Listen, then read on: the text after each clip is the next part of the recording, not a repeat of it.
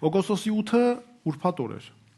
Եթե հիշում եք, օգոստոսի 8-ից առաջ տեղեկություններ տարածվեցին մամուլում, դեռ ոչ պաշտոնական, մի քանի օր առաջ, որ ստորագրվելու է փաստաթուղթ։ Ես կարծում եմ, եւ այս ապացույցներն էլ այդ մասին են, որ անմիջապես Ադրբեջանն անցել է գործի եւ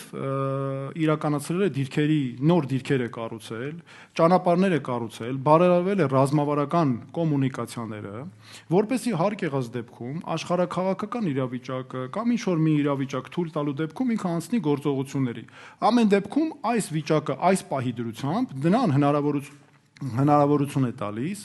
իր վերահսկողության տակ պահել ռազմավարական անվտանգության կարևորագույն նշանակության օբյեկտներ։ Մենք տեսանք Սոտքի հանքավայրը, մենք տեսանք մեր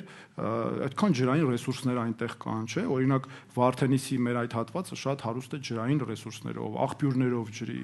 Մենք տեսանք, որ այնտեղ մեր բնակավայրերն են, մեր ռազմավարական նշանակության ճանապարհն է, որը այդ գյուղերը կապում է Գլխավոր Մայրուղու եւ Երևանի հետ եւ այլն։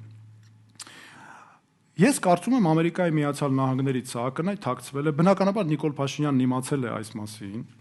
բնականաբար այս առաջխաղացումների եւ նրանք թաքցրել են մեր հանրությունից։ Հարցն այստեղ է, դուք ինչու եք թաքցնում։ Դուք այդ քանի գլուխ ունեք, որ մեզանից, ինձանից, մեզանից, մեր երեխաների անվտանգությունից, ապահովությունից կտրում եք, թաքցնում եք ձեր քաղաքական դիվիդենդների համար։